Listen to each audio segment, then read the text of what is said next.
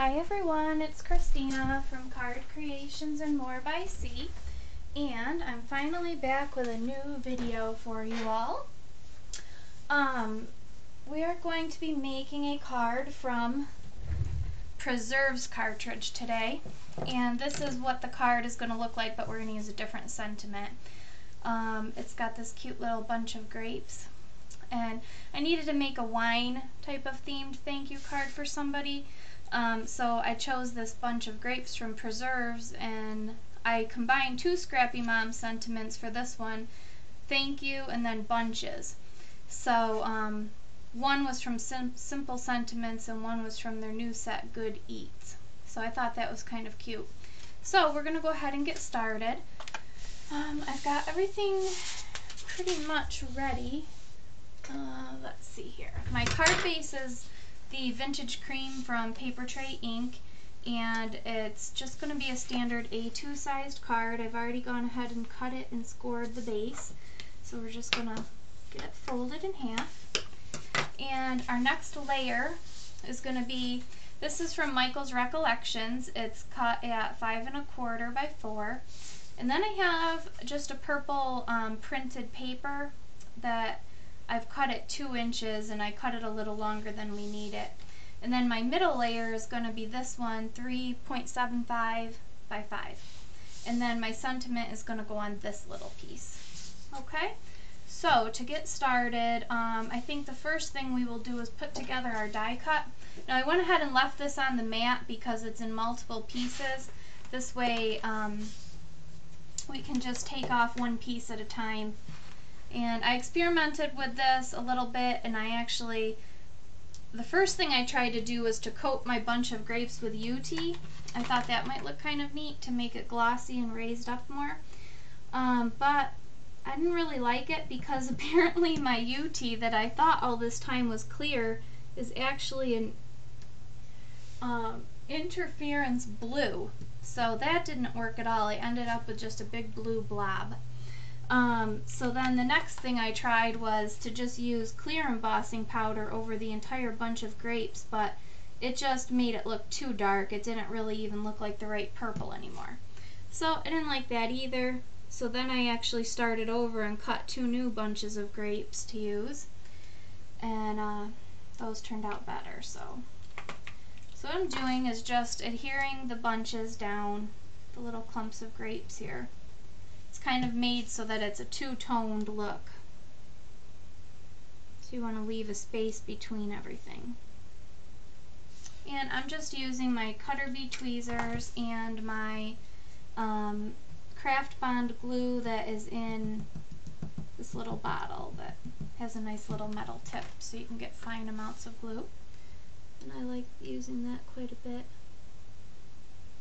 And I'm just sort of eyeballing where these go. I decided to hide all the little dash marks on my gypsy because sometimes even when you arrange everything perfectly, they still show. And I don't like that, so I just hid them and figured I could figure it out myself. And then this little bunch you just have to kind of eyeball again. Okay, so that's kind of what it looks like when you've got your grapes. Here, I'll pick it up with the tweezers. When you have your grapes adhered down, you are going to see some gaps. But then there's the leaf. So by the time you put this leaf on, it kind of covers up that section a little bit. So we're going to go ahead and do that next. And I'm just going to use this Craft Bond glue on the fine parts here of the stem. I guess we'll just use it for all of it. Just doing a whole bunch of dots, okay? And then you get plenty where you want it. And I'm going to go ahead and line this up. I'm kind of lining it up with the stem to get that in place, since that's the smallest, most detailed part of it. And then you just lay that down over top of it. Now there's 2 other leaf layers, and what I did was I just ran them through my little crimper. It's just a little handheld crimper, okay, and gave them a wavy look. So I'm going to go ahead and lay lay those down. I'm going to use my Mono Aqua for this. Okay, it's just a very, hopefully I didn't do too much. I might have. Go grab a little scrap paper and just dab a little bit off of it. The Mono Aqua comes out kind of thick, and I'm just going to go ahead and lay that down like that. Okay, and then we're just going to do the same thing with our little layer. On the other card I had actually raised it up, but that one's going to be given to somebody in person, I believe, and this one I might mail, so I'm going to want to raise up the whole clump of grapes, so I don't want to have that little leaf raised up too. Okay, so that's a little trick. If you think you're going to have too much glue that it's going to bleed all over the place, you can just dab part of it off, and that works out well too, because some of these liquid glues come out a lot thicker than what we need. Okay, so our die cut's ready. Just going to get my mat out of the way. Now I want to show you how we're going to create this flourished look with the green that matches. Okay, so what we're going to be doing is some embossing. And whenever I'm doing embossing, I like to stamp onto this rubber gasket piece. It gives a little bit better impression. And I just put my piece of paper right over top of it. This is just a scrap paper that I use when I'm embossing. And then we'll go ahead and put my paper that I'm going to use down like that. Now, before you emboss, you want to take the static out of your paper. And some people use a dryer sheet, but I actually bought this embossing buddy, which is from Michaels. It's the Recollection brand one, but I know Stampin' Up! Sells one, and there's probably a few different brands out there. I think Inka Dinka Doo might have one too. Anyway, you just kind of rub it over your paper, okay, and it gets the static out. Helps your embossing powder only stick where it's wanted. Now, for my background stamp, we're using a Hero Arts background stamp. It's one of their rubber cling ones, and it's called Flourish. And I'm just going to be putting Versamark on about half of it because I'm only doing the top section of it. So I'm just taking my ink pad, hopefully you can see me well, directly to it and just pressing down several times all over the bottom half of the stamp. I love these Hero Arts background stamps. They work so well. I haven't really tried a whole lot of acrylic large background stamps. Actually, I'm not sure that I have any that are acrylic, but I'm not sure how they compare to the rubber, but these are excellent. Okay, so I'm just using Versamark Dazzle watermark stamp pad, and that's the frost one, so it has a slight shimmer to it. Now you want to be kind of careful when you get ready to do this part, and I'm going to kind of hold on to everything when I flip it over, and then I'm going to go about that far down, and then I'm going to press it, and I'm actually going to stand up, okay, and really press down well. Because I want to make sure it's really pressed down. You just want to make sure you don't move your actual stamp when you're doing that. Okay? So that's that. And then the next thing that I do, okay, that looks good, is right over top of this black paper, which is creased down the middle, I'm going to go ahead and pour my embossing powder. Okay? And see how nice that's working out? It's not sticking any place where we don't want it. And I do it a couple of times just to make sure that we really got it good. Okay? And then what you want to do is just kind of turn it over and just tap your finger against it very gently. And that usually gets the rest out of there. Okay, now this was a Recollections, trying to figure out what color it is. I'm not actually sure. It's an opaque embossing powder. It's called Citron, okay, and it's by Recollections, and it's a really pretty olive green kind of color. So we're going to move that out of the way. And then I don't have the embossing buddy. I don't bother. I'm just going to go ahead and pour this back in, and then what's left and stuck to my paper I just kind of put onto my floor, and then when I vacuum it goes away. So that's it. And I mean, seriously, you could probably do thousands of embossing with one jar of that stuff because there's so much in it. Okay, now we're going to use the heat gun and we're going to actually heat that pattern onto the paper. I thought this kind of went along with like a vineyard grape type of theme, having it with this little flourish kind of like vine look. Okay, I'm just going to wait for this to heat up enough to start working. And make sure I get it good. Sometimes when you're doing colored embossing powders, it's a little bit harder to tell. You gotta look for it to really turn shiny, and then you know that it's good.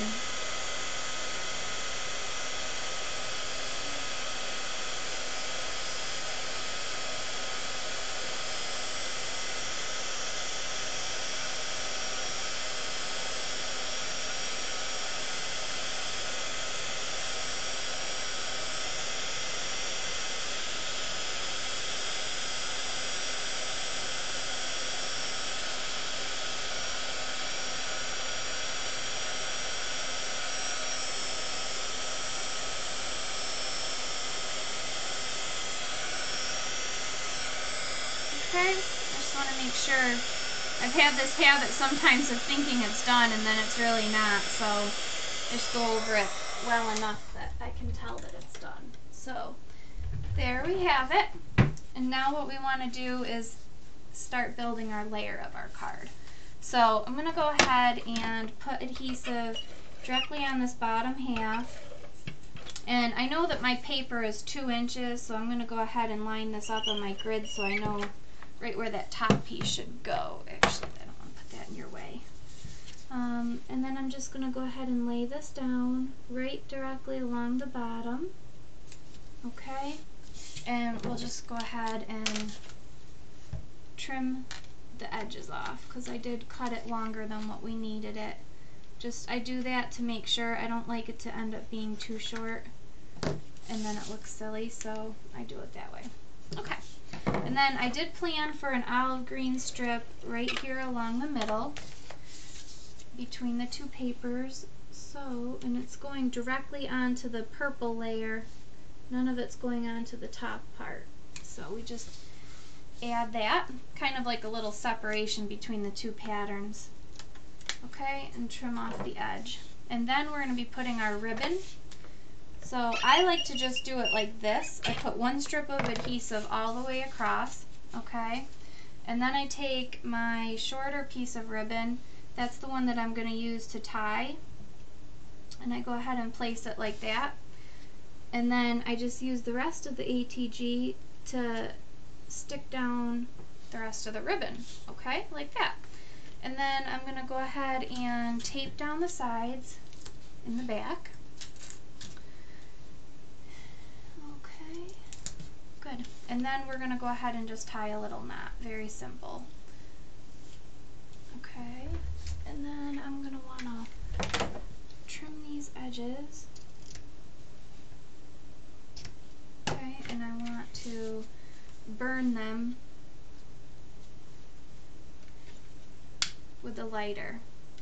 Sorry if you can't see this well, I just want to get that part done. Okay, that just keeps the edges from fringing and fraying. Alright, that's done, quick and simple. And then we're going to go ahead and do our sentiment. And I'm using the Royal Purple Stays On ink. And I want to go ahead and get that right about there. And we're using a sentiment that comes from Scrappy Mom's set called Good Eats. And it's all about like fruits and vegetables and foods. And this sentiment that we're going to use says, "Miss you bunches." But just so you know, some of the other ones that are on this stamp set, I'll just read them off. "How have you been? You're just plumb terrific. What's stewin'? Have the time of your life like the spice. Juicy. I am so thankful. What's shakin'? Hope your day is sublime. I'm rooting for you. Pucker up. With a cherry on top. Just peachy. That's the pits. Holy guacamole. Hope your birthday is bushels of fun. Great friends are hard to beat. What a fun guy. I'm so very sorry. And then you're on a roll. So those are some super cute sentiments. They go really well with preserves and some of the other cartridges that also have, you know, fruits and veggies. So I just thought I'd share that. I love the Scrappy Mom stamps. I also like My Creative Time by Emma. So, you know, I just like to let you guys know the stamps that I like and let you know that there's such cute things out there if you're interested. And I'm going to go ahead and stamp my sentiment. And that turned out pretty well. It says Miss You Bunches. Super cute, I think, to go along with a bunch of grapes. Okay, so we'll go ahead and adhere that down. And I just wanted to put it sort of up here in the corner. Okay, so that's kind of most of our card, and we're going to go ahead and adhere our layers down next. Sorry that I haven't been making videos lately. I did have some surgery in May, 2 months ago, and I'm feeling phenomenal compared to before surgery as far as my acid reflux goes, which is pretty much non-existent now. So that's awesome. But yeah, as soon as I started feeling better from surgery, of course I had to get back to work, and I also just started eating very healthy and going walking and just taking advantage of getting housework done that wasn't getting done when I wasn't feeling well, and trying to get myself into a routine so that I can make time to do to go for a walk 5 times a week and that sort of thing. So I don't know, the whole thing, I think the whole walking thing and kind of using muscles that hadn't been used in a while, and it's just kind of zapped me for energy here lately. One of my lights just went out, so hopefully you guys can see this good enough. Just kind of layering, trying to center things well. I'm going to try to fix that. There we go. That light keeps dimming and brightening. I don't know what's going on with it. But, so anyway, I think it kind of zapped some of my creative energy. So I have been making some cards, but I was just keeping them very simple. So hopefully I can get back on track now with making some videos for all of you. And I'm just trying to line it up so that there's going to be little foam squares, pop dots, whatever you want to call them, near the areas that aren't going to be over top of that ribbon. So I want to do the bottom corner, the top, and then I'm thinking like over in this area. And this way it's kind of supported, but it's not going to interfere with that ribbon that's there. And what I did to save time was I peeled the little backings off of the top of the foam squares right on the package so that it would save time when I'm taking them off on video. Okay, so that's our card. Now you might remember from past videos I normally did an inside layer. I still do if the paper's very dark or if I'm using Michael's brand cardstock, because it's a lot thinner, but this is paper tray ink. It's very thick, so there really is no need to add an inside layer unless you wanted to. So I don't need to. But anyways, I was asked to bring the cards closer to the camera, so I'm hoping that you can see this. You can always visit my blog as well for a picture, which is cardcreationsbyc.blogspot.com. I have pictures of everything that I make there, and I make a lot more that I don't do on video, unfortunately. But anyway, I hope you enjoy this card, and I hope you take a few tips away from it on heat embossing and maybe get a new card design in mind. Thanks for watching. Bye.